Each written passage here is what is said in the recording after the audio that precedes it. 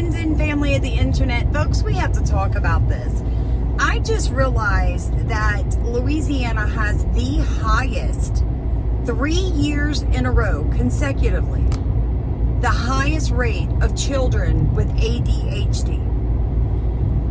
Now, I know that doctors tell you that amphetamines are safe for your children. And I know at this point in 2025 that most of you have heard people say that amphetamines and methamphetamines are basically the same thing. Yet when you Google it, they tell you that's not true. They're different. And they are different. Methamphetamines, the street drug, crystal meth, has one extra methyl at the beginning of the compound, which means it will cross the brain-blood barrier faster. But please do not believe what pharmaceutical and propaganda on Google will tell you. They tell you that methamphetamines are different than amphetamines because they cross the brain-blood barrier. Folks, so do amphetamines. Just a little bit slower, my friend. That's the only difference. The only difference is one of them is made in a pharmaceutical building, prescribed by a pharmaceutical drug dealer. Okay? Right now, it started in like 2020 to 2023. We were 1 billion amphetamine pills short in the United States due to issues with COVID and manufacturing. 1 billion pills short to fill the prescriptions in America. When I was an educator back in 2000 all the way to 2007, was what people don't understand. Children could be put on amphetamines and diagnosed with ADHD simply by having the educator, the classroom teacher, fill out a sheet of paper, and then the pediatrician fill out a sheet of paper. That was stopped about 5 or 6 years ago. So now you need a medical doctor.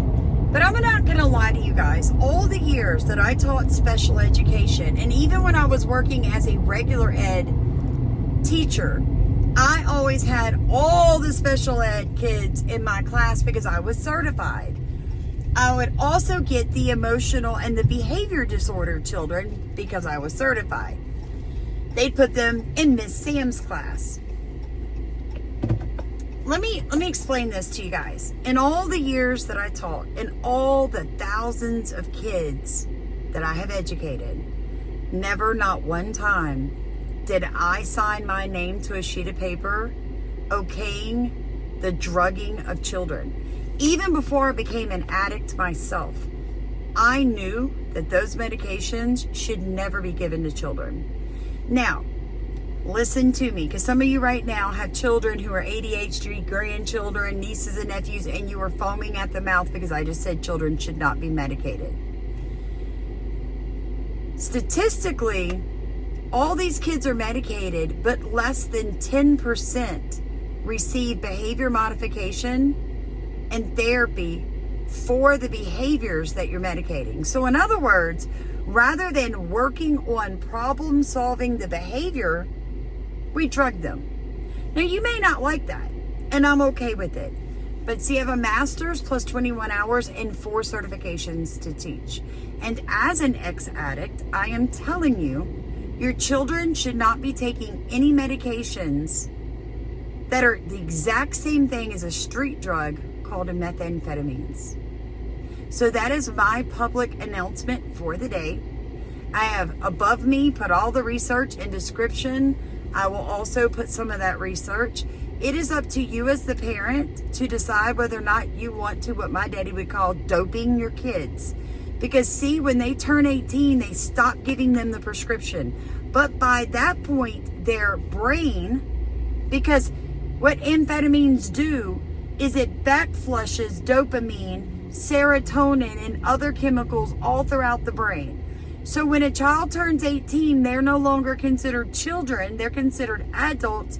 The doctors won't prescribe the medication they've been on for the majority of their lives that their brains are dependent on.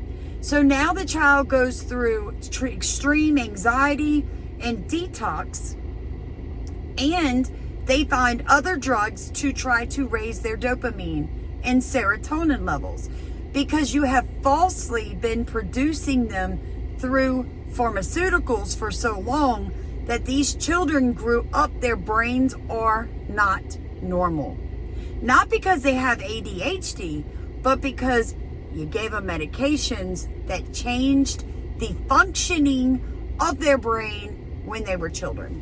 Now, the neat thing I found through all of this is that for 110 years, people thought they created methamphetamines.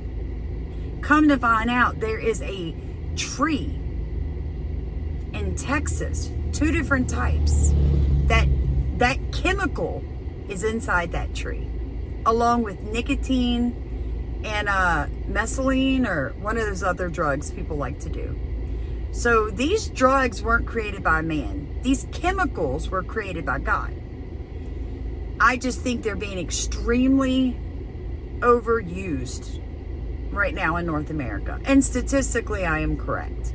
There are not this many children that need this medication. Because like I was telling you, in the 1990s, when they had this workaround where the educators and the pediatricians could diagnose, Louisiana went from 1 million to 3 million children with ADHD in just a few years. In other words, it was being abused. And I have also found, and this may not be you, so don't apply it to yourself if it is not the truth. People whose children are on these medications, almost always one or both parents or someone else in the house also takes the child's medication. Let that sink in. They get their kids on the medicine so they can take it. Or once their kid gets on the medicine, they try it.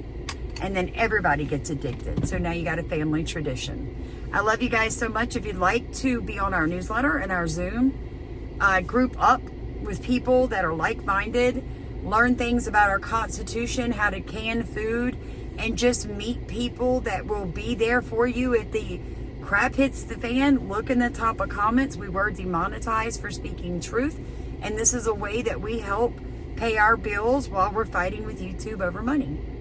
So if you feel led by God to support us and all the truth that I am constantly all day sharing with you, please do so. God bless you guys. Love you so much.